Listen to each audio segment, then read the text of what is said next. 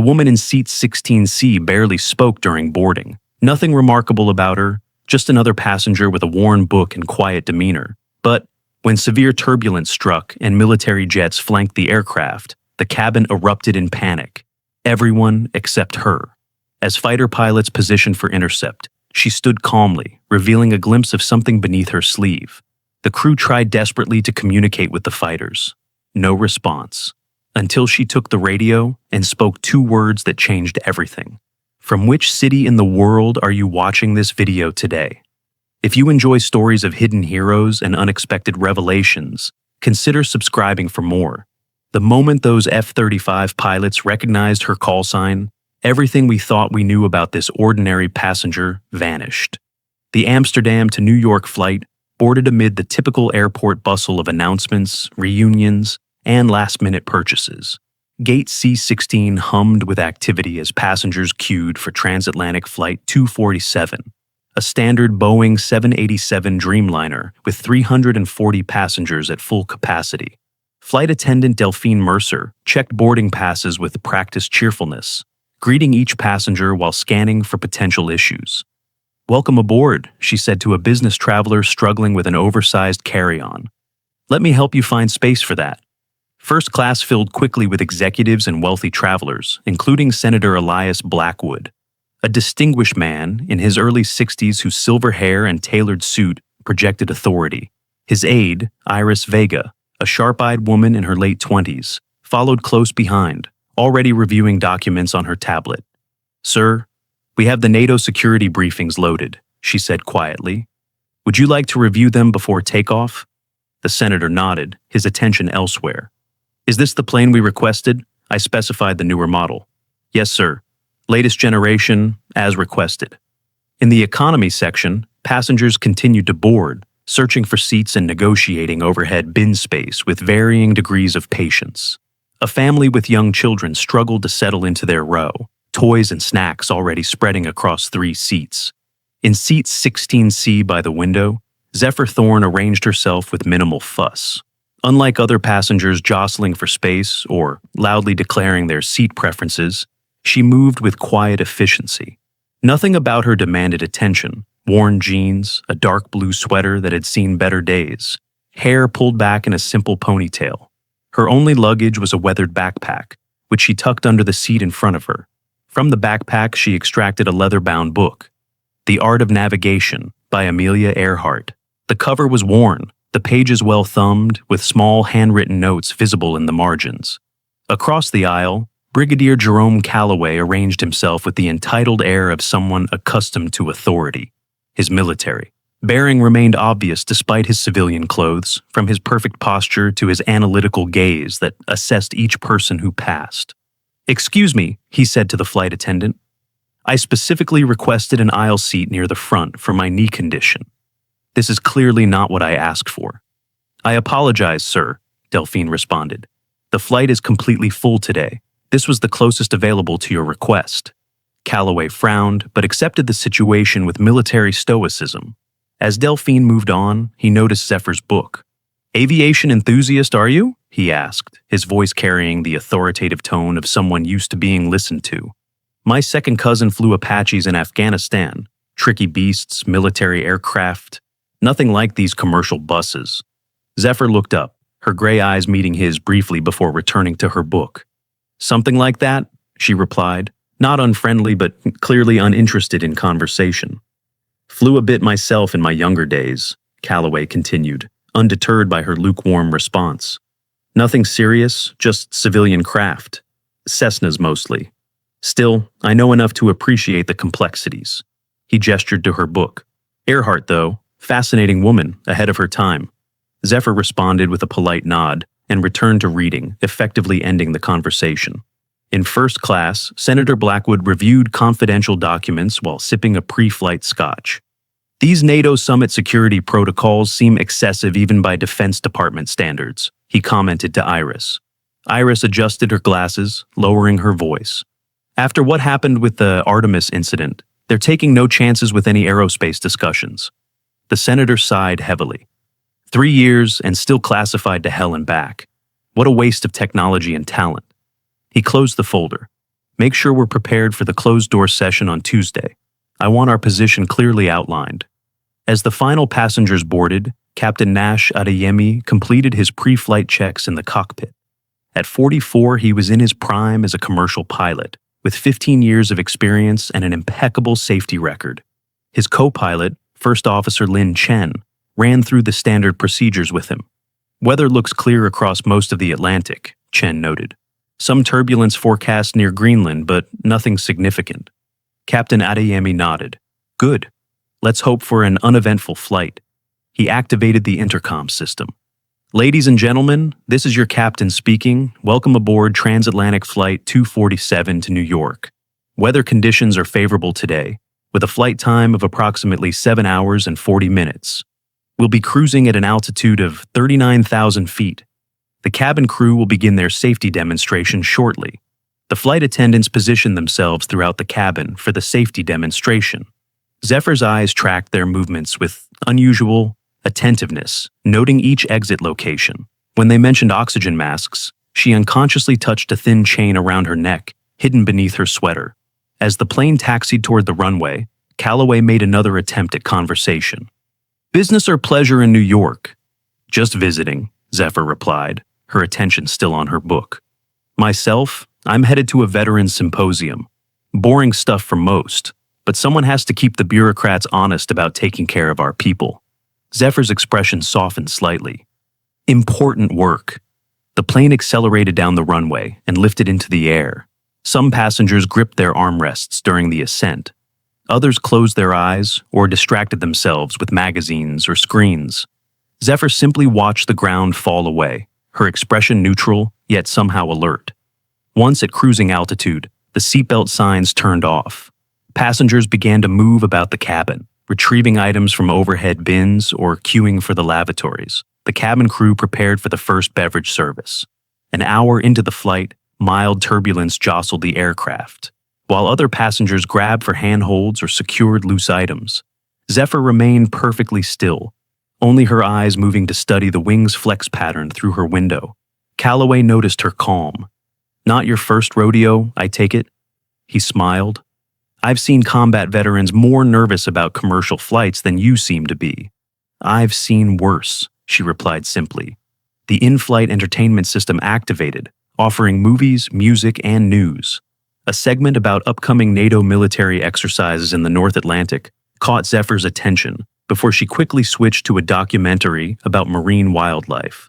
Delphine worked her way through the cabin with the beverage cart. Something to drink? She asked Zephyr. Just water, please. As Delphine poured the water, the plane encountered another patch of turbulence. She stumbled slightly, spilling water onto Zephyr's sleeve. I'm so sorry, she exclaimed, offering napkins from her apron. It's fine, Zephyr assured her, dabbing at the wet fabric. As she adjusted her sleeve, the cuff pulled back enough to reveal a small, distinct tattoo near her wrist. Nordic runes arranged in a particular pattern. She quickly covered it, but not before Calloway caught a glimpse. His expression changed from casual interest to focused curiosity. Interesting marking, he commented, lowering his voice. Norse, isn't it? Reminds me of something I saw during a joint exercise years back. Zephyr adjusted her sleeve more carefully. Just a souvenir from a different life. Calloway studied her with renewed interest. You know, you seem familiar somehow. Have we met before? Perhaps at a military function? I doubt it, she replied. I tend to keep to myself. What line of work are you in, if you don't mind my asking? Technical consulting, mostly remote work now. Before Calloway could probe further, the plane hit more significant turbulence. The captain's voice came over the intercom. Ladies and gentlemen, we're experiencing some light chop. Please return to your seats and fasten your seatbelts until the sign is turned off. 2 hours into the flight, most passengers had settled into the routine of long-distance travel. Some watched movies, others slept. Many worked on laptops or tablets. The cabin lights dimmed slightly to create a more relaxed atmosphere. In first class, Senator Blackwood reviewed classified documents on a secure tablet. Iris leaned over to point out a section of particular interest. Sir, the flight path for the NATO demonstration includes this corridor here. It's unusually close to disputed territorial waters. The senator frowned. That seems unnecessarily provocative. Make a note to raise this at the pre-summit briefing.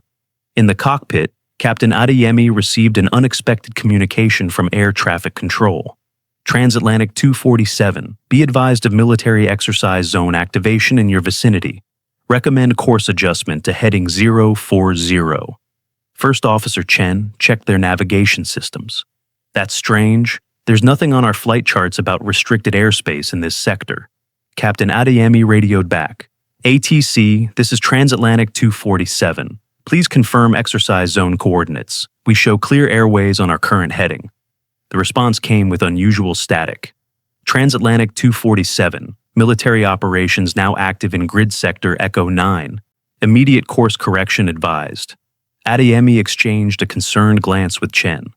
That would take us significantly north of our filed flight plan. Check with dispatch about this. As Chen attempted to contact their airline operations center, a warning light illuminated on the control panel. Captain, we're getting proximity alerts on radar. 2 fast-moving aircraft approaching from the southeast. Adeyemi adjusted his instruments, trying to get a clearer reading. Military interceptors at our altitude. The radio crackled again. Transatlantic 247, this is Royal Air Force Command. You are approaching restricted airspace. Acknowledge and alter course immediately to heading 040. RAF Command, Transatlantic 247. We are on a filed commercial flight plan through established international airways. Please confirm the nature of the restriction. No response came through the official channel. Instead, the radar showed the approaching aircraft accelerating toward their position. Captain Adeyemi made a decision. His voice came over the intercom, the practiced calm now containing a subtle edge of concern. Ladies and gentlemen, we've been instructed to alter our course slightly, nothing to be concerned about, but please return to your seats and fasten your seatbelts as a precaution. In seat 16C, Zephyr straightened, her attention instantly shifting from her book to the window. Something in the captain's tone had triggered her awareness. Through the partially open cockpit door visible from her seat position, she could see Captain Adeyemi's hand trembling slightly on the throttle. A detail no ordinary passenger would notice or interpret correctly. Her eyes narrowed as she caught a glimpse of the navigation display reflected in the glass partition, showing a blinking red warning zone they were approaching. She closed her book deliberately, securing it in the seat pocket. Her posture changed subtly, still casual to an observer, but with a readiness that suggested prepared alertness rather than relaxed travel. Calloway noticed the change. Something wrong? Not sure yet, she replied, eyes still focused outside. In first class, Iris's secure tablet pinged with an alert. She frowned at the screen, then whispered urgently to Senator Blackwood, who immediately pressed the call button for a flight attendant. When Delphine approached, he spoke with quiet authority. I need to speak with the captain immediately. Security matter. I'm sorry, Senator, she replied. The captain is managing a flight path adjustment. I can take a message to the cockpit. Tell him Senator Blackwood, Defense Committee, needs information about the nature of our course change. This is a matter of national security. Delphine nodded and moved toward the cockpit, her professional composure starting to show cracks of concern. Throughout the cabin, passengers began to notice something was wrong. The plane's unexpected banking had disrupted the calm routine. Conversations quieted as people looked questioningly at each other and the cabin crew. The mother of the young child, several rows ahead of Zephyr, leaned into the aisle. Is everything okay? She asked a passing flight attendant. My daughter gets anxious during turbulence. Just a small detour, the attendant reassured her, with a smile that didn't reach her eyes. Nothing to worry about. Captain Adeyemi's voice returned over the intercom, now with unmistakable tension beneath his professional tone. Ladies and gentlemen, we've been instructed by air traffic control to adjust our route due to unexpected activity in our planned flight path. We may experience some additional turbulence. Please ensure your seatbelts remain fastened. Zephyr's attention remained fixed on the window, scanning the clouds and sky with practiced precision. Her fingers unconsciously traced the edge of her seat cushion, not in anxiety, but in a pattern suggesting calculations or measurements. Calloway watched her with increasing suspicion. You know something, he said quietly. What exactly are you expecting to see out there? Before she could answer, the plane banked sharply to the right. Through her window, Zephyr caught a flash of movement. Too fast for most to register, but her trained eyes recognized the distinctive silhouette of a military jet passing at a distance. The captain's voice returned, now with unmistakable urgency. "Cabin crew, secure for turbulence." The flight attendants quickly moved through the aisles, checking seatbelts and stowing loose items. Their forced smiles and quick movements betrayed the growing tension. In the cockpit, alerts continued to sound. The radar showed the military aircraft maneuvering into escort positions on either side of the airliner. "They're blocking our course correction," Chen observed. "Every heading we turn to, they adjust to keep us moving north." Captain Adeyemi tried the radio again. "RAF Command, this is Transatlantic 247. We are a civilian aircraft with 300 passengers. Please clarify your instructions and the nature of this escort." The radio remained silent except for atmospheric static. "Try emergency frequencies," Adeyemi instructed Chen, "and get me a direct line to our operations center." In the cabin, the tension continued to build. Several passengers had noticed the military jets now visible at a distance through the windows on both sides of the aircraft. Whispers spread, speculation growing more alarming with each retelling. "Terrorists! Military exercise gone wrong? Are we being diverted?" Zephyr remained still, her attention divided between the window and the cockpit door. She seemed to be calculating something, weighing options or timings that only she understood. The plane suddenly encountered severe turbulence, whether natural or from the proximity of the military aircraft was unclear. Oxygen masks dropped from overhead compartments with synchronized efficiency. Gasps of alarm filled the cabin. Captain Adeyemi's voice returned, strained but professional. "Ladies and gentlemen, we're experiencing unexpected turbulence. Please secure your oxygen masks according to the demonstration from earlier." As passengers fumbled with their masks, Calloway leaned toward Zephyr. "Those aren't standard fighters out there. Those are F-35s, top-tier interceptors. This isn't some routine escort." Zephyr secured her mask with practiced ease. "No," she agreed, her voice calm despite the situation. "It's not." Through her window, she could now clearly see one of the F-35s positioned off the wing. The pilot's helmet was visible in the cockpit, face obscured, but posture suggesting intense focus. Captain Adeyemi's voice came over the intercom once more, no longer able to maintain the pretense of routine. "Ladies and gentlemen, I must inform you that we are currently being escorted by military aircraft. We are attempting to establish communications to clarify the situation. Please remain calm and follow all crew instructions." The announcement sent a wave of fear through the cabin. Some passengers began to cry, others prayed quietly. Many stared in disbelief at the fighter jets now clearly visible through the windows. Zephyr watched the lead F-35 pilot make a specific hand gesture, a military signal meant for aircraft-to-aircraft communication when radio silence is maintained. Her expression changed, recognition flickering across her features. She quietly removed the thin chain from around her neck. Attached was a military ID tag, worn smooth in places but still clearly legible. She studied it for a long moment, then slipped it back under her shirt. Calloway caught the movement. "Who are you, really?" he asked, his voice barely audible over the engine noise and passenger commotion. Zephyr met his gaze directly for the first time. Someone who needs to get to the cockpit before this situation escalates beyond recovery. Outside, the F-35s moved into more aggressive positions, their weapon systems clearly visible. The message was unmistakable. This commercial airliner was being intercepted, not escorted. Through the partially open cockpit door, visible from her position, Zephyr could see Captain Adeyemi's hand trembling on the throttle. His voice cracked through the speakers, nervous and uncertain, as the radar lit up with the two approaching F-35s now flanking their aircraft. Everyone panicked, except her. She looked out the window, expression still, eyes locked on the fighters outside. The pilot tried to contact them, no response. Then a crew member noticed the woman's patch barely hidden under her sleeve. She sighed, unbuckled her seatbelt, and prepared to stand, despite the illuminated safety signs.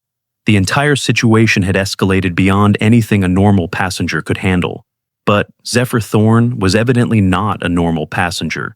Severe turbulence hit without warning. The plane dropped several hundred feet in seconds, causing oxygen masks to deploy from overhead compartments with a synchronized hiss. Panicked gasps filled the cabin as passengers scrambled to secure their masks.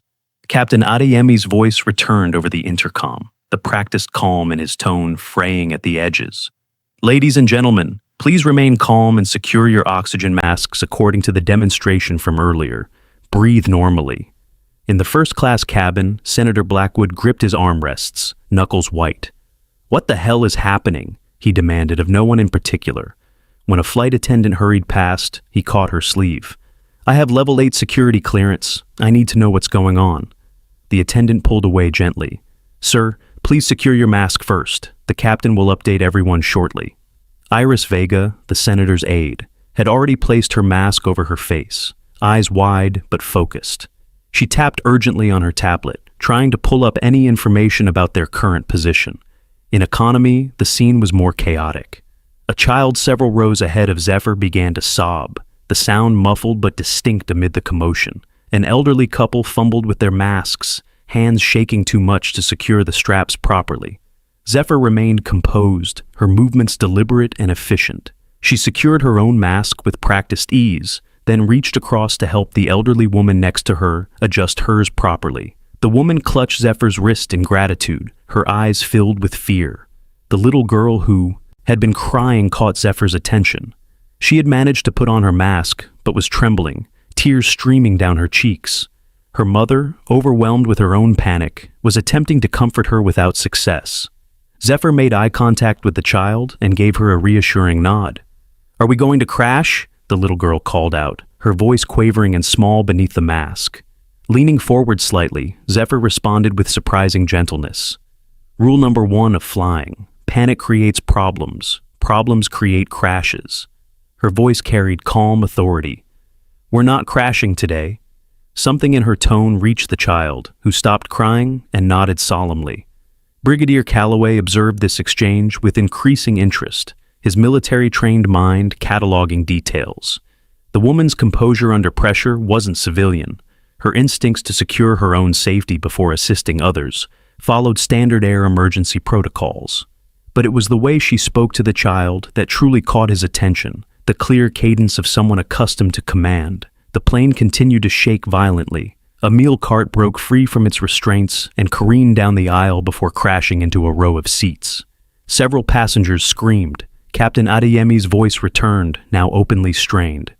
Ladies and gentlemen, I need to inform you that we've inadvertently entered a restricted military airspace during an active exercise. We are working to re-establish communication with ground control and resolve this situation as quickly as possible. This announcement sent a fresh wave of murmurs through the cabin. Calloway straightened in his seat, professional interest overriding personal concern.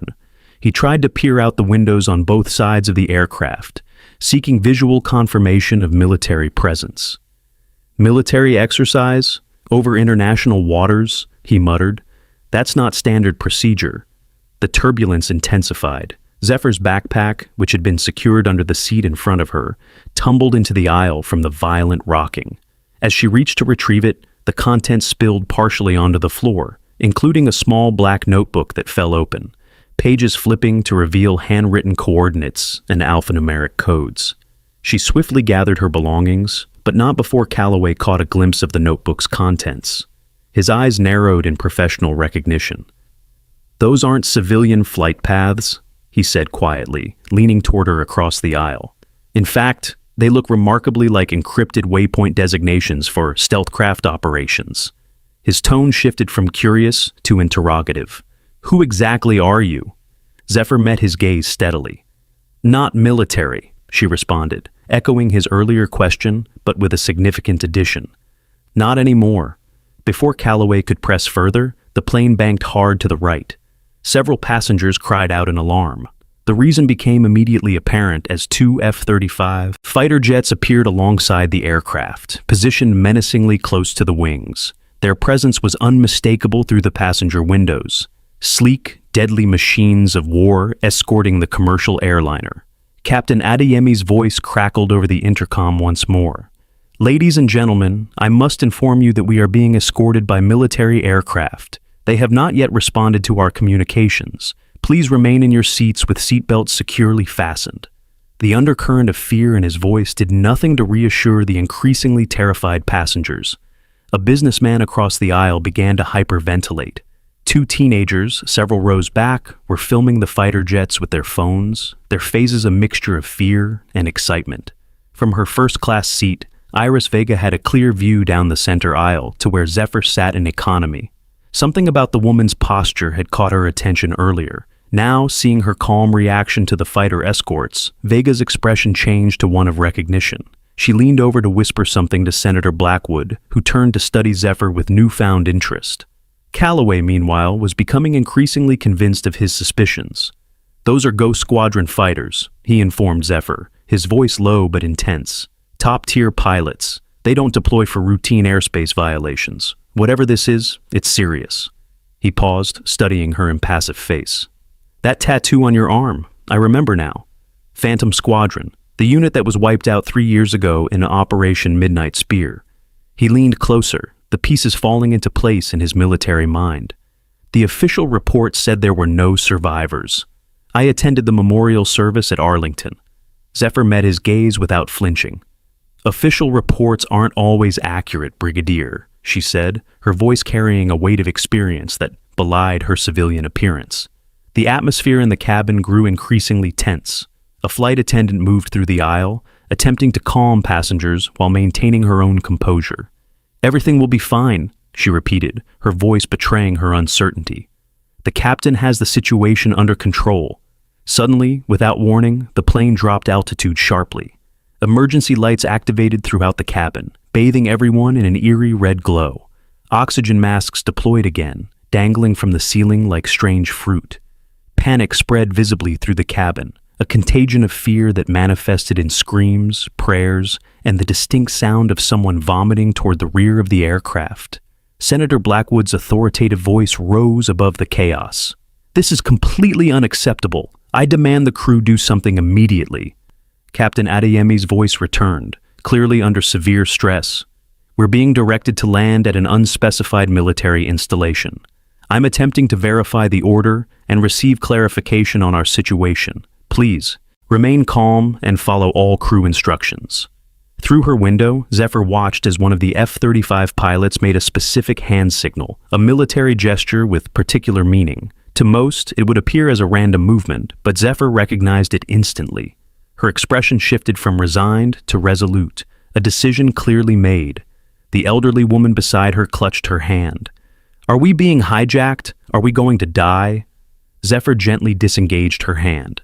"No, we're not." Her certainty seemed misplaced given the circumstances, yet somehow reassuring. As flight attendants struggled to maintain order throughout the cabin, Zephyr quietly unbuckled her seatbelt, her movements deliberate and controlled despite the aircraft's continued turbulence. Calloway noticed immediately. "What do you think you're doing? The seatbelt sign is on." Zephyr stood, bracing herself against the seat in front. "I need to get to the cockpit." "That's impossible. They won't let anyone in during an emergency." "They'll let me in," she replied with quiet confidence. "How can you possibly know that?" Zephyr met his gaze directly. "Because I'm the reason those fighters are out there." Before Calloway could respond, Zephyr began moving toward the front of the aircraft, navigating the tilting aisle with unusual stability. Her movements were fluid, compensating for the aircraft's motion, with the unconscious skill of someone accustomed to maintaining balance in unstable environments. A flight attendant spotted her and moved to intercept. "Ma'am, you need to return to your seat immediately." Zephyr didn't slow her pace. Instead, she leaned close to the attendant, speaking in a low voice that only they could hear. "Restricted Protocol 7 Alpha 2, let me through." The flight attendant's eyes widened in recognition. The code phrase, known only to aviation security personnel and certain military units, signaled an onboard operative with highest clearance. Without another word, she stepped aside. Calloway had followed, ignoring his own advice about staying seated. He reached for Zephyr's arm. "You can't go up there!" Zephyr turned to face him, her expression hardened by urgency. "I'm the only one who can fix this, Brigadier. Stand down." The military command in her voice, so incongruous with her civilian appearance, caused Calloway to hesitate just long enough for her to continue forward. In first class, Senator Blackwood noticed the commotion. "Who is that woman?" he demanded of his aide. Iris adjusted her glasses, her voice hushed but urgent. "Sir, I think that's Commander Thorne." The senator's expression shifted from annoyance to shock. "Impossible. Thorne died 3 years ago." The facial recognition program flagged her when I scanned the passenger manifest earlier. 93% probability match to Commander Zephyr Thorne, lead test pilot for Project Artemis. Senator Blackwood's political instincts warred with national security protocols. If that's really Thorne, why is she on a commercial flight? And why are those fighters tracking her? In the cockpit, Captain Adeyemi and First Officer Chen frantically worked the communication system. Red warning lights illuminated the instrument panel. The radar showed the F-35s maintaining their escort positions, but a third aircraft had appeared on the screen, approaching rapidly from the northeast. "Unidentified fighters, this is Transatlantic Flight 247, Adeyemi repeated for the 10th time. "We are a civilian aircraft with 340 passengers. Please respond." Static was their only answer. The cockpit door opened. Both pilots turned in alarm, surprised by the unauthorized entry. Adeyemi's expression shifted from shock to anger. "You need to return to your seat immediately." "Captain," Zephyr interrupted with calm authority, "I need your radio." "Who are you?" he demanded, hand hovering over the emergency alert button. Zephyr didn't waste time on explanations. She removed her ponytail, revealing a distinctive scar at the base of her skull. A neural interface implant scar recognizable to anyone familiar with advanced military aviation programs. "Someone who can get us clearance." First Officer Chen recognized the implication immediately. Her eyes widened. "My God!" Without waiting for further permission, Zephyr moved to the communications panel. She adjusted to a frequency that wasn't on the standard dial, her fingers moving with practiced precision over controls that should have been unfamiliar to a civilian. She lifted the microphone and spoke 6 words that changed everything. "Valkyrie, 16 Charlie, authorization, Odin 7-4. The cockpit fell silent, the only sound the hum of the aircraft's systems and the distant roar of panic from the cabin. Captain Adeyemi and First Officer Chen exchanged bewildered glances. After a tense moment of silence, a voice responded through the radio, clear and unmistakable. "Authentication required, Valkyrie." Without hesitation, Zephyr recited a series of coordinates from memory, the exact position of a classified naval base that didn't officially exist. The effect was immediate. Through the cockpit window, they could see both F-35s pull back from their threatening positions. The pilots performed a perfect wing tilt, the highest aerial salute in military protocol. The lead pilot removed his helmet visor, becoming visible for the first time, and executed a formal salute directed at the commercial aircraft. Captain Adeyemi stared at Zephyr in disbelief. "You're Commander Thorne." His voice was a mixture of awe and confusion. "From the Artemis project." She corrected him quietly. "They said you were killed in action," First Officer Chen whispered. "It was all over the aviation news 3 years ago. The entire squadron lost during a classified test flight." "That was the official story," Zephyr replied. Her tone carried no bitterness, only resignation. "Sometimes being dead is safer than the alternative." The radio crackled again. "Valkyrie, this is Raptor Actual. Escort will guide you to landing at Station Omega. Authentication confirmed. Welcome back, Commander." Captain Adeyemi hesitated, unsure of protocol in this unprecedented situation. "We're a commercial flight with passengers bound for New York. I can't just—" "Captain," Zephyr interrupted gently, "you were directed into restricted airspace deliberately. This wasn't an accident or a navigational error. Someone wanted this plane intercepted." Her words hung in the air, heavy with implication. Before Adeyemi could respond, the cockpit door opened again. Senator Blackwood pushed his way in, Iris close behind. "What the hell is going on here?" he demanded, his authoritative voice filling the small space. His eyes fell on Zephyr, narrowing in recognition. "My God, it is you." Word had spread through the cabin. Passengers crowded the windows, witnessing the fighter jets change posture. The aerial salute, visible to all, transformed the atmosphere from terror to bewildered curiosity. Brigadier Calloway had managed to reach the cockpit door, standing at attention when he saw Zephyr's interaction with the military aircraft. The pieces finally clicked into place in his mind. "Commander Zephyr Thorne," he said, his voice carrying the respect of a career military officer. lead test pilot for Project Artemis.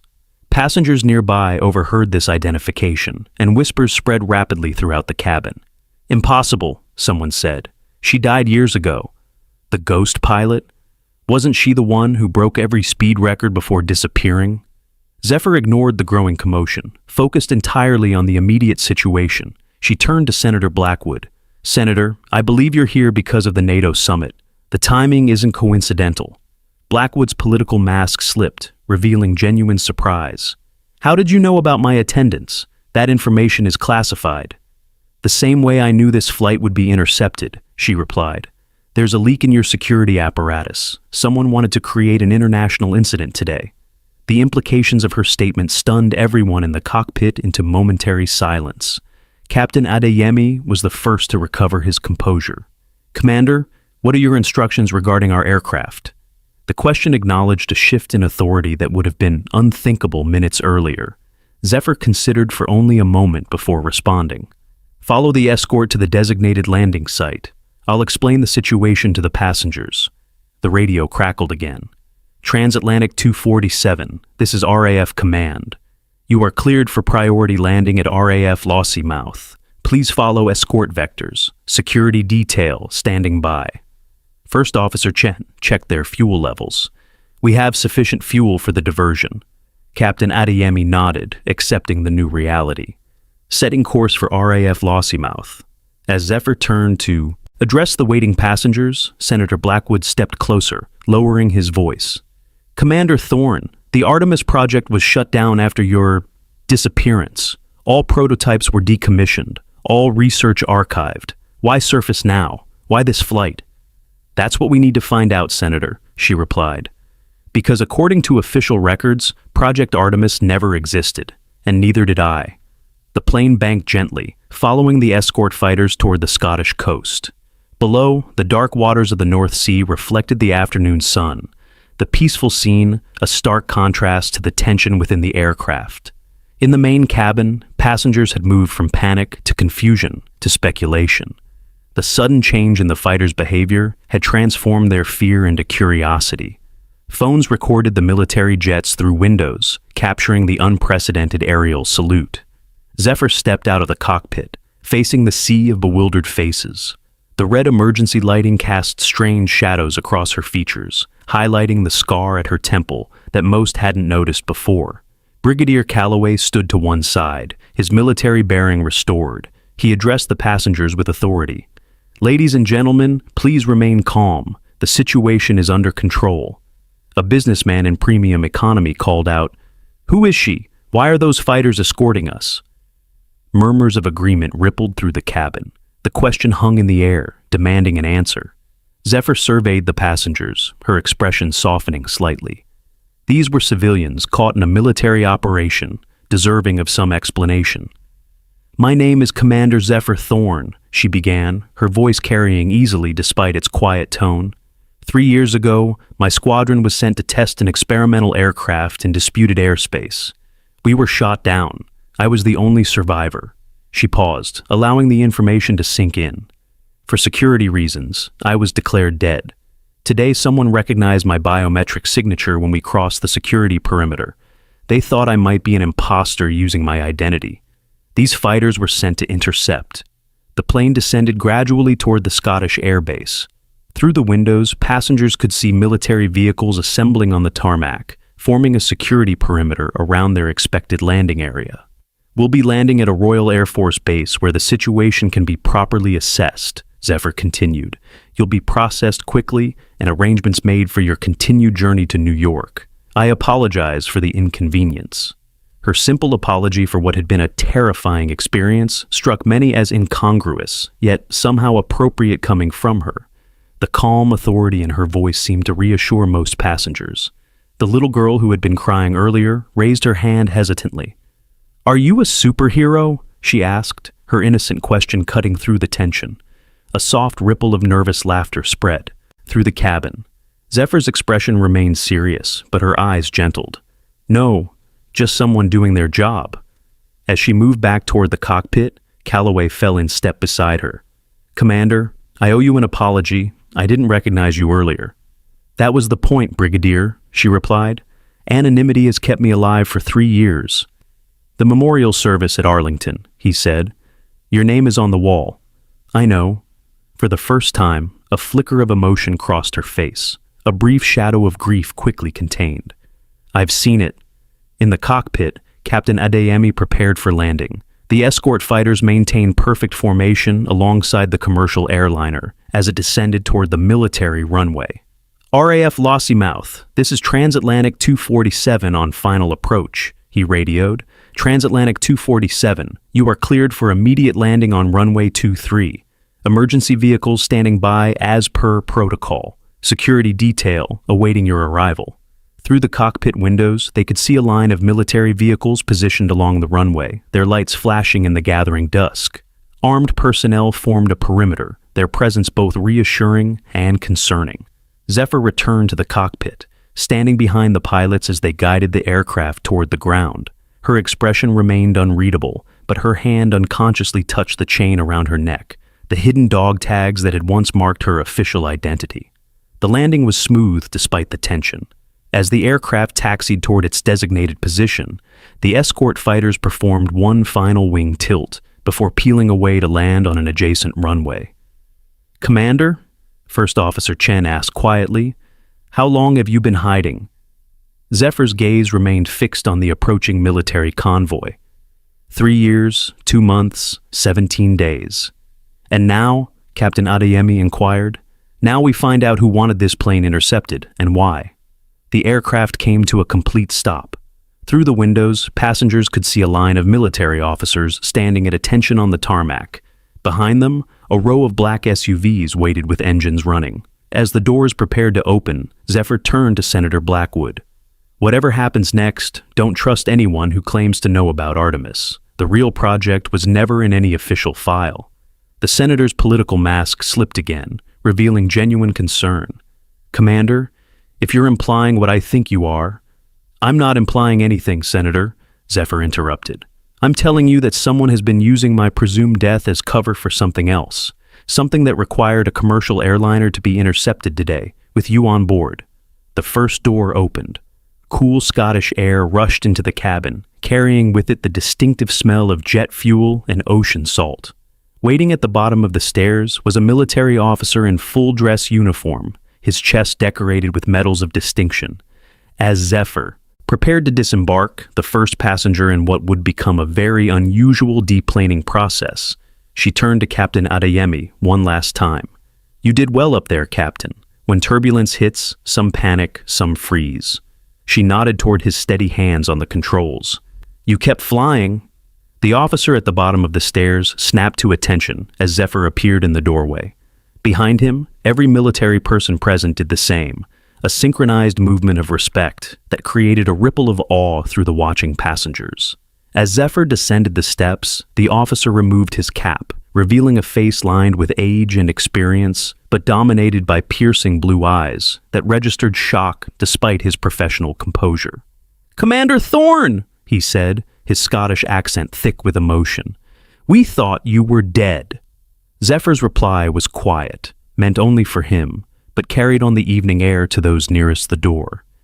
"That's what they were supposed to think, General Fraser. The question is, who figured out I wasn't?" The general's expression hardened. "We have a situation, Commander. The beacon in your neural implant activated 12 hours ago. Someone's been tracking you since Amsterdam." Zephyr's composure finally cracked, her eyes widening in genuine alarm. "That's impossible.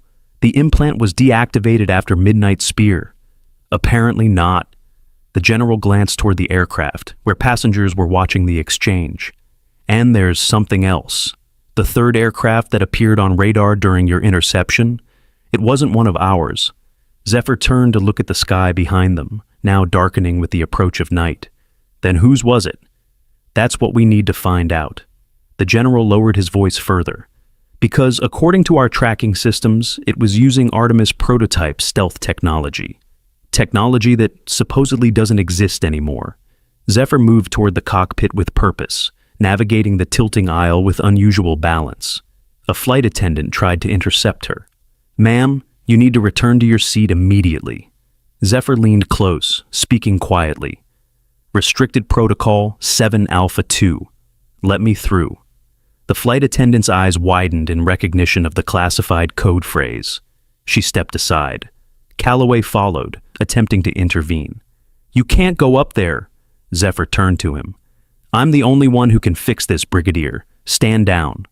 In the cockpit, Captain Adeyemi and his co-pilot frantically worked the communication system.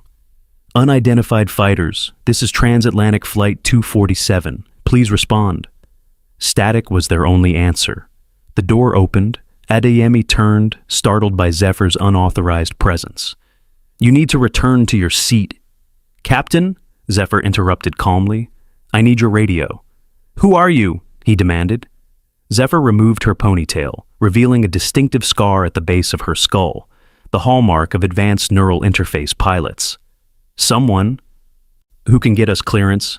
The co-pilot recognized the implication. "My God." Zephyr took the radio, adjusted to a frequency not on the standard dial, and spoke 6 words that changed everything. "Valkyrie, 16 Charlie, authorization, Odin 7-4. After a tense moment of silence, a voice responded. "Authentication required, Valkyrie." Without hesitation, Zephyr recited a series of coordinates from memory, the exact position of a classified naval base that didn't officially exist. Immediately, both F-35s pulled back from their threatening positions. Through the cockpit window, the pilots performed a perfect wing tilt, the highest aerial salute in military protocol. The lead pilot removed his helmet visor and executed a formal salute. Captain Adeyemi stared at Zephyr in disbelief. "You're Commander Thorne, from the Artemis Project." "Was," she corrected him quietly. "They said you were killed in action," the co-pilot whispered. "That was the official story," Zephyr replied. "Sometimes being dead is safer than the alternative." Word spread through the cabin. Passengers crowded the windows, witnessing the fighter jet's salute. Senator Blackwood pushed his way forward, Iris at his heels. "What's happening?" he demanded. "Who is this woman?"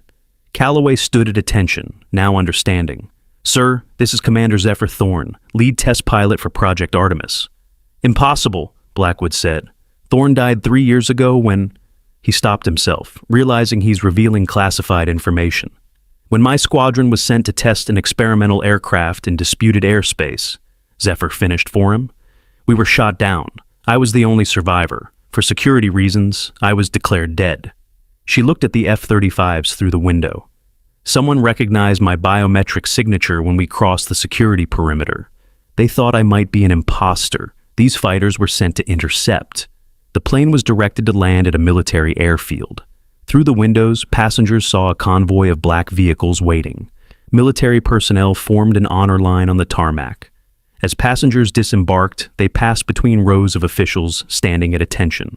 Zephyr walked among them, no longer anonymous, receiving subtle nods of respect. Senator Blackwood approached her at the bottom of the stairs. "Commander Thorne, the Artemis Project was shut down after your disappearance. I have questions." "I'm sure you do, Senator," she replied. "But so do I." Brigadier Calloway approached and offered a formal salute. "Commander, I apologize for my behavior earlier. I didn't know." Zephyr returned the salute. "Most don't, that's the point." Before leaving with her military escort, Zephyr turned to Captain Adeyemi. "You did well up there, Captain. When turbulence hits, some panic, some freeze, you kept flying." She handed him her copy of The Art of Navigation.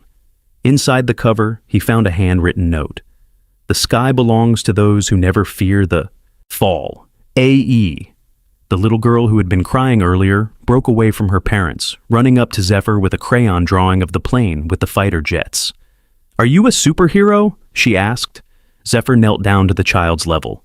"No, just someone who found their way home." She rose and joined her escort, disappearing into a black SUV. As it drove away, one of the F-35 pilots watched from the tarmac. He removed his helmet, revealing Commander Axel Rourke, and spoke into his comm. "Phoenix Protocol initiated. Valkyrie has returned." Captain Adeyemi, preparing for their continued journey, opened Zephyr's book to find coordinates written on the final page, leading to a remote location in the Nevada desert. He traced the numbers with his finger, then closed the book with a thoughtful expression. The Scottish military base hummed with unusual activity. RAF Lossiemouth, normally dedicated to defensive operations over the North Sea, had transformed overnight into a high-security processing center. The passengers of transatlantic Flight 247 found themselves in a surreal situation, treated with impeccable courtesy while being efficiently debriefed by intelligence officers. In a secure conference room overlooking the airfield, Zephyr sat across from General Fraser and three other high-ranking officers. The wall behind them displayed satellite imagery and flight paths, including the mysterious third aircraft that had appeared during the interception. The neural beacon activated precisely at 0600 hours, General Fraser explained, his Scottish accent more pronounced under stress. The signal signature matched your implant perfectly. We assumed it was either a malfunction in our tracking systems or someone using your stored biometric data. Which is why you sent the fighters, Zephyr concluded, to verify my identity. Precisely. The authorization protocol you used confirmed it was really you. The general's weathered face showed genuine emotion for the first time. Zephyr, we buried an empty casket for you at Arlington. Your name is on the memorial wall. Where have you been for 3 years? Underground, literal underground, for the first 6 months. She traced a finger along a scar on her wrist. After Midnight Spear, I was recovered by local fishermen. By the time I regained consciousness, the official story was already established.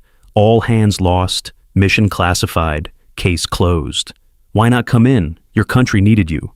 My country declared me dead rather than face the political fallout of what really happened. There was no bitterness in her voice, only a matter-of-fact acceptance.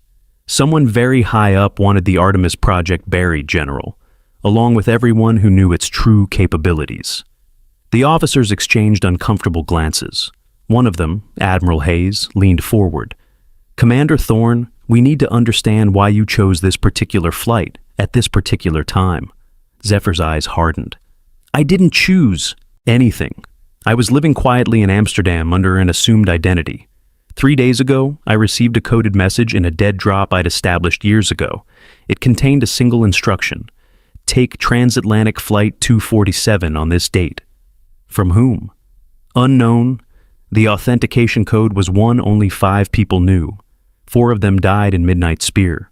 The implication hung heavy in the room. General Fraser broke the silence. And the 5th? Commander Axel Rourke. Zephyr nodded toward the window, where the F-35 pilot who had saluted her stood watching the airfield. My wingman on the Artemis test flight, the man I watched eject before his aircraft exploded, the man who was officially reported dead alongside me. Outside the conference room, the processing of passengers continued with military efficiency. Senator Blackwood received preferential treatment, escorted to a private room where secure communications allowed him to contact Washington. Iris Vega accompanied him, her tablet now connected to a secure network. The Joint Chiefs are demanding answers, the senator informed her after ending a tense call. Finding a presumed dead top-secret program pilot alive on a commercial flight has set off every alarm in the Pentagon. Sir, there's more, Iris said, showing him her screen. I've been analyzing passenger manifests for the past 3 months. Commander Thorne isn't the only presumed dead military specialist who's surfaced recently. Blackwood's political instincts sharpened. You think someone's collecting ghosts? In the main processing area, Brigadier Calloway sat with Captain Adeyemi and First Officer Chen, providing his military perspective as they gave their statements to intelligence officers. The book Zephyr had given to Adeyemi lay on the table between them, its weathered cover drawing occasional glances. She knew exactly what to do, Adeyemi explained. The frequency she used wasn't on any standard aviation band, and those coordinates she recited from memory. Classified locations, Calloway confirmed. The kind of information that would get you disappeared if you weren't authorized to have it. First Officer Chen looked troubled. But why was she on our flight? Was she running from something or towards something? Calloway's expression was grim. In my experience, when someone with that level of training and clearance comes in from the cold, it's never good news.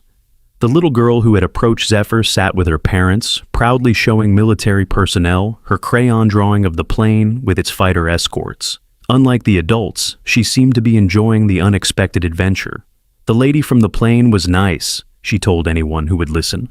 She wasn't scared of the fast jets. She told me we wouldn't crash. In the conference room, the briefing continued. Satellite imagery showed the path of the mysterious third aircraft, appearing briefly during the interception before vanishing from radar entirely. The stealth signature matches Artemis prototype technology, Admiral Hayes confirmed. Technology that was supposedly destroyed after the program was terminated. Not destroyed, Zephyr corrected. Stolen. She stood and approached the display, pointing to specific details in the radar signature. This isn't just similar to Artemis technology. This is Hyperion. The officers exchanged confused glances. General Fraser cleared his throat. Hyperion was never built. It existed only as theoretical design plans. That's what the official record shows, Zephyr agreed. But Hyperion was the true purpose of Midnight Spear.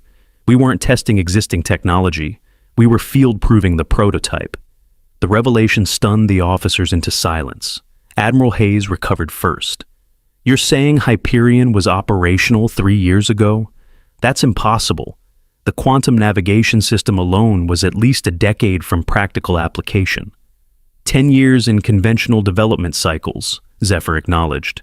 But Artemis wasn't conventional. We had solved the quantum stability issues. Hyperion could achieve brief temporal displacement during flight, effectively becoming invisible not just to radar, but to reality itself for microseconds at a time. General Fraser's face paled. My God, if that technology fell into enemy hands— It didn't, Zephyr assured him. When we were attacked, I activated the self-destruct sequence. Hyperion's core technology was designed to leave no trace. Whoever is using this signature now rebuilt it from incomplete data. They have the shadow, but not the substance. How can you be certain? Zephyr tapped her temple near the neural interface scar. Because the quantum navigation system was partially integrated with the pilot's neural pathways. Without the neural key, Hyperion is just an advanced stealth aircraft, not the weapon it was designed to be. Understanding dawned on the general's face. The beacon in your implant. Someone's trying to capture you to complete the system. Zephyr nodded grimly. And they used this flight, with a high-value passenger like Senator Blackwood aboard, to force my hand. They knew I couldn't let civilians die to protect my cover. On the tarmac, activity intensified as military personnel secured the perimeter. Commander Rourke approached the building, his flight suit exchanged for a standard uniform. His face showed the strain of someone who had seen a ghost, which, in many ways, he had. In the processing area, passengers were being informed of the arrangements made for their continued journey. A military transport would take them to Edinburgh, where a replacement commercial aircraft waited to continue their journey to New York.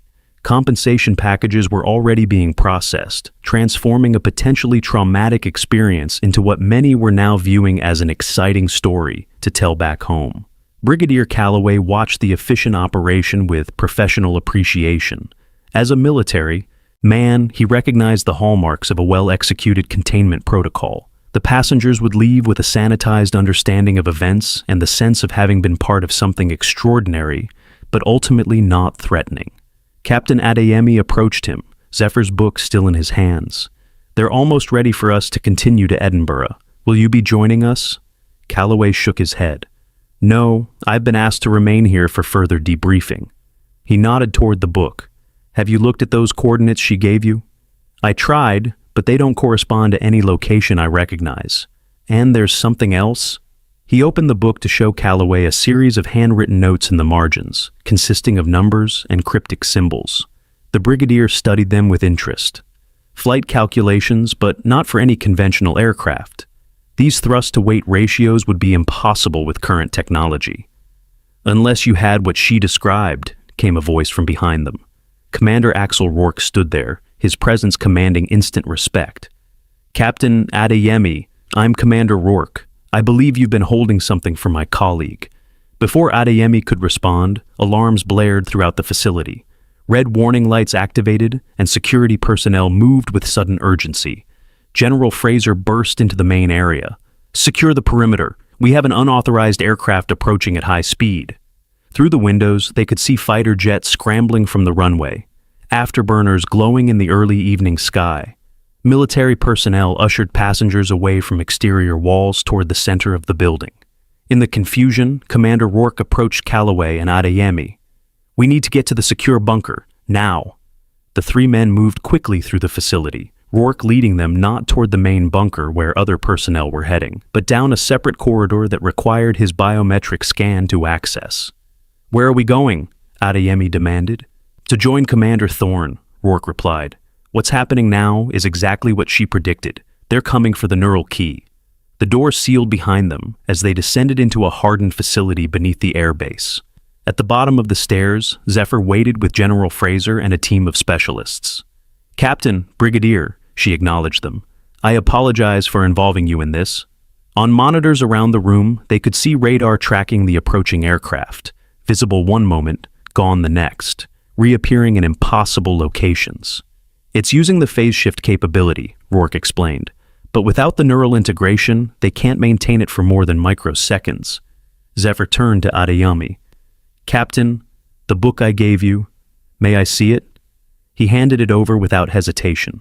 Zephyr opened it to the final page where the coordinates were written. "These aren't directions to a place," she explained. "They're activation codes for dormant Artemis protocols." She turned to General Fraser. "General, I need access to the quantum communication array, the one that officially doesn't exist in sub-level 3 of this facility." The general looked startled. "How did you—" "Every Artemis backup site was equipped with one," she explained. "Standard protocol." Within minutes, they had descended further into the facility, reaching a secure communication center unlike anything Adeyemi or Calloway had ever seen. Instead of conventional equipment, the room contained crystalline structures embedded in what appeared to be liquid metal. Zephyr approached the central console, removing her necklace with the dog tags. She placed one of the tags on a scanner, revealing it to be not just identification, but a key of some kind. "Quantum entanglement communication," she explained as the system activated. "Undetectable, unhackable, and instantaneous across any distance. The only secure way to communicate when temporal phase shifting is involved." The system hummed to life, projecting a three-dimensional display of aircraft movements above the facility. The mysterious aircraft was executing maneuvers that defied conventional aerodynamics, appearing and disappearing across the projection. "It's beautiful," Adeyemi admitted despite himself. "Like nothing I've ever seen."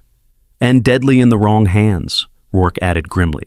Hyperion was designed to be undetectable and unstoppable, the perfect first strike weapon.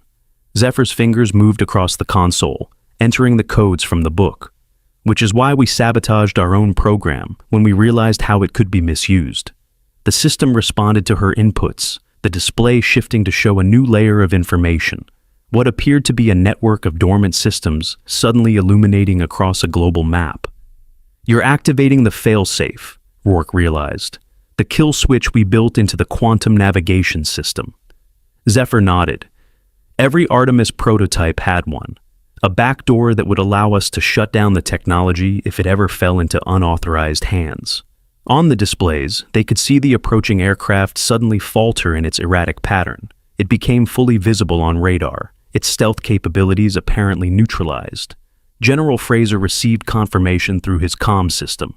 "The RAF fighters have a lock on the target, waiting for your order, Commander." All eyes turned to Zephyr, the chain of command momentarily reconfigured around her expertise. She stood straight, her decision already made. "No, tell them to escort only. I want to know who's flying that aircraft and who sent them." On the surface, the base's defenses had fully engaged. Anti-aircraft systems tracked the now vulnerable intruder, while ground forces secured the perimeter. The passengers watched through windows, the military response adding another extraordinary chapter to their unlikely adventure. Senator Blackwood joined General Fraser in the command center, his political authority granting him access where others would be denied. "Commander Thorne," he acknowledged Zephyr with newfound respect. "It seems I owe you an apology. When the Artemis project was shuttered after your disappearance, I supported the decision based on the information provided to the committee. Information that was deliberately misleading," Zephyr replied without rancor. "The true capabilities of the technology were kept from the Oversight Committee. Even the Joint Chiefs received a sanitized version. And now someone is trying to resurrect it," Blackwood concluded. "Someone with access to classified information and significant resources." The radar showed the intruding aircraft descending, no longer attempting to evade or attack, but following the escort fighters toward a designated landing area far from the main facilities. They know they've been compromised, Rourke observed. They're surrendering. Zephyr's expression remained cautious, or adapting to changed circumstances. This isn't over, not by a long way. As security forces surrounded the landed aircraft, cameras transmitted images to the command center. The cockpit opened to reveal a single pilot, hands raised in surrender. The face was obscured by a helmet, but the flight suit bore no insignia or identifying marks. "Bring the pilot here," General Fraser ordered. "Maximum security protocols." Captain Adeyemi, watching the proceedings with a mixture of awe and disbelief, turned to Zephyr. "Commander, may I ask what happens now? To the passengers, to the flight crew, to everyone involved?" "You'll continue to New York as planned," she assured him. "Everyone will receive the highest level of care and consideration.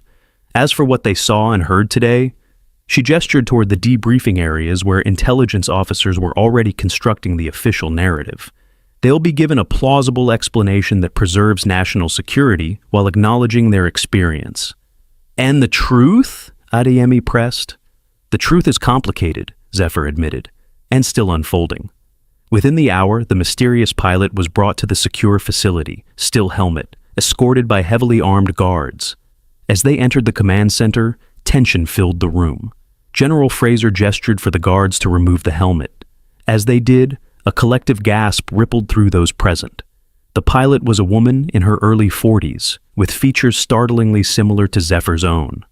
"Hello, sister," the woman said, her voice carrying the same calm authority as Zephyr's.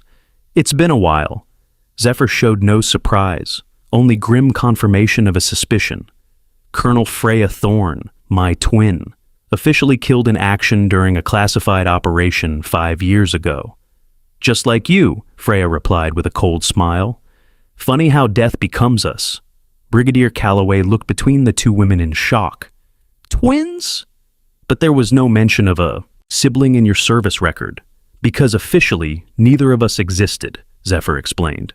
"We were recruited from foster care at 16, our identities erased, our aptitudes channeled into specialized training, the perfect candidates for a program that required absolute loyalty and no family connections." "And now you've activated the kill switch," Freya observed.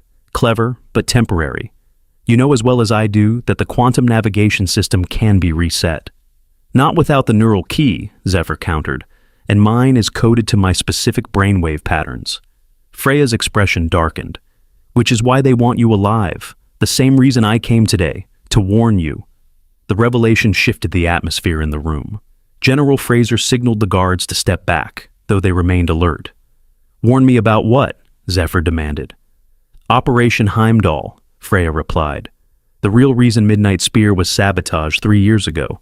They didn't want to destroy Hyperion, they wanted to control who had access to it." As the implications sank in, alarms sounded throughout the facility. Security feeds showed multiple breaches at the perimeter, not from the air this time, but on the ground. Elite forces in unmarked tactical gear had penetrated the outer defenses and were moving methodically toward the main building. "Right on schedule," Freya noted. "They let me reach you first, knowing you'd activate the failsafe and reveal your location. I'm the bait, sister. They're not after me, they're after you." General Fraser barked orders into his comm system, mobilizing all available forces to counter the new threat. "This is a black operation," he realized aloud. "Unauthorized on British soil. Who would dare? Someone with the authority to override international protocols," Senator Blackwood said grimly. "Someone within our own government."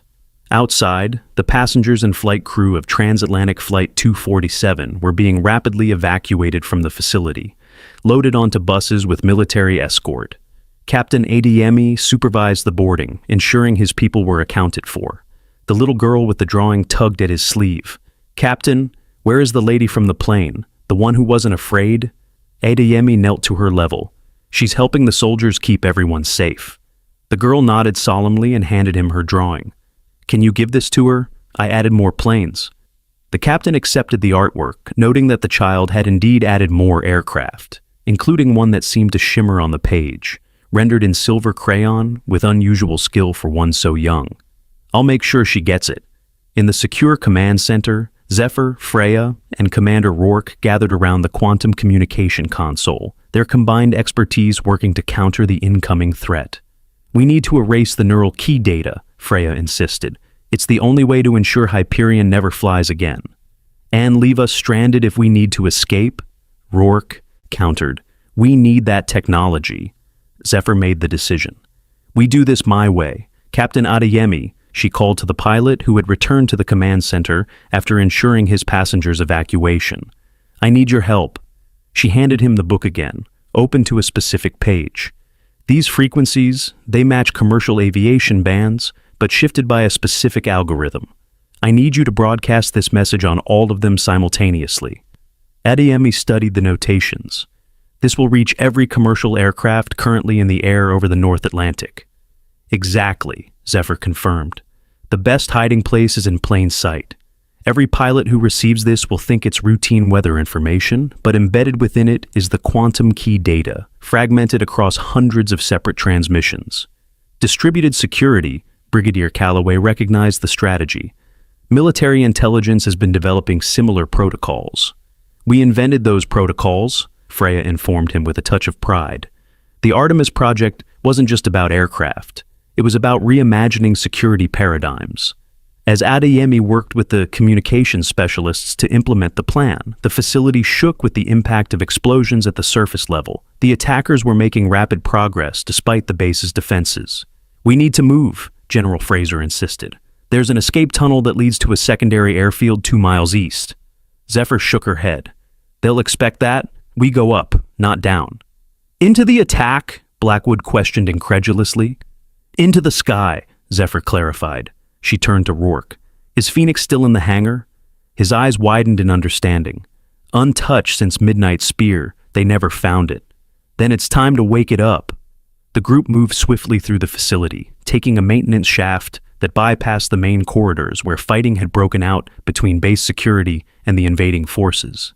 Zephyr led them with the confidence of someone who had memorized the layout of every Artemis facility. They emerged in what appeared to be an abandoned hangar, covered in dust and filled with obsolete equipment. Zephyr moved directly to a wall panel, entering a code that caused a section of the floor to retract, revealing a hidden elevator platform. The Phoenix protocol wasn't just a code phrase, she explained as they descended. It was a contingency plan. In the event of catastrophic compromise, Artemis assets would remain dormant until activated by surviving command personnel. The elevator opened into a pristine hangar where a single aircraft waited. Unlike any conventional design, its swept-back form seemed to absorb light rather than reflect it, the surface material shifting subtly like liquid metal frozen in motion. "My God," Adeyemi breathed. "It's beautiful." "Phoenix," Rourke confirmed. "Hyperion's sister ship. Designed for rescue and extraction rather than first strike capability." Zephyr approached the aircraft, placing her palm on a scanner near the cockpit. The surface responded to her touch, sections reorganizing themselves to form an entry point.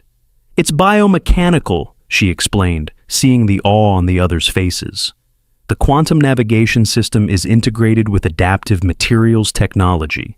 The aircraft evolves based on mission parameters." Above them, the sounds of conflict intensified. Their time was running short. "How many can it carry?" General Fraser asked practically. 6, Rourke answered, but it would compromise performance. Zephyr made another quick decision.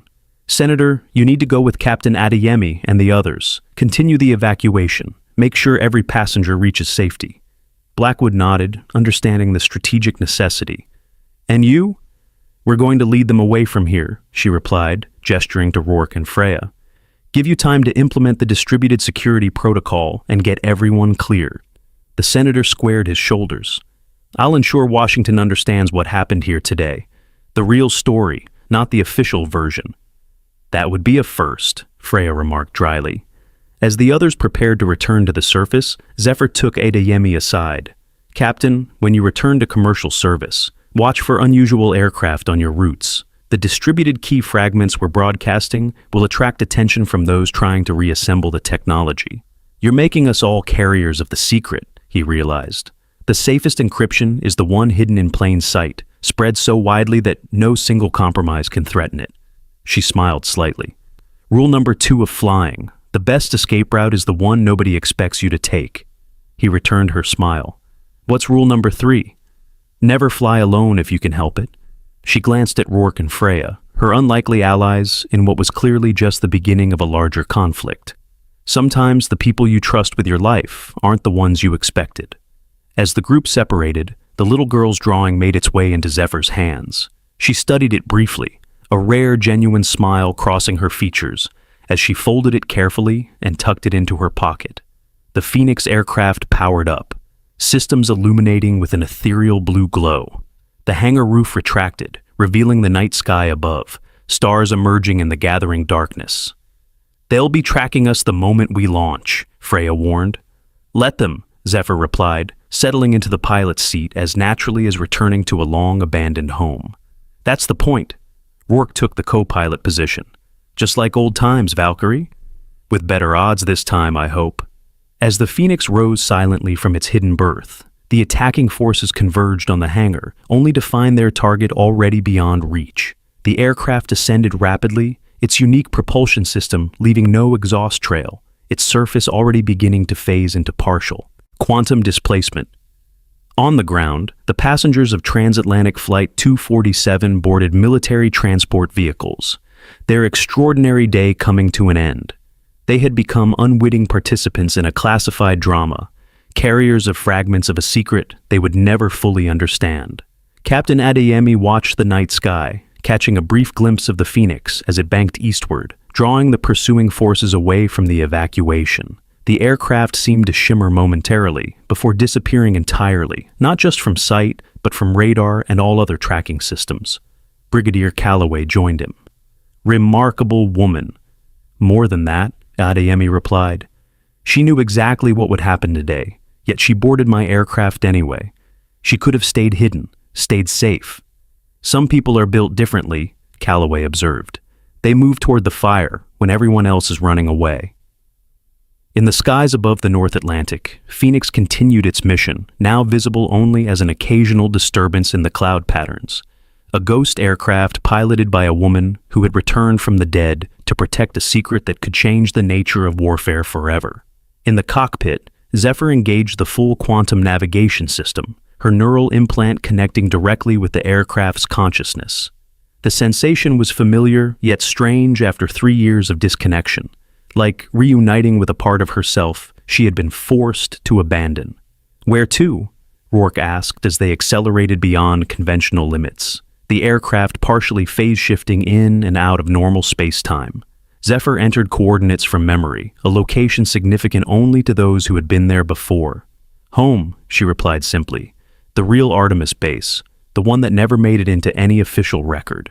As Phoenix vanished completely from all tracking systems, the distributed key fragments continued to propagate across hundreds of commercial flights, hidden in routine transmissions that pilots worldwide received without recognizing their significance. The secret was now everywhere and nowhere, just like the woman who had once been designated Valkyrie, call sign 16, Charlie. In the sky above, stars continued their ancient patterns, unmoved by the human dramas unfolding beneath them. Somewhere among them, invisible to all conventional detection, Phoenix carried its crew toward an uncertain future. A future where the line between technology and humanity, between weapon and protector, would continue to blur. And in Seat 16C of the replacement aircraft, now carrying the passengers of Transatlantic Flight 247 to their original destination, a simple note had been left, handwritten on airline stationery, addressed to everyone who had experienced the day's extraordinary events. "When turbulence strikes, remember, the sky belongs to those who never fear the fall."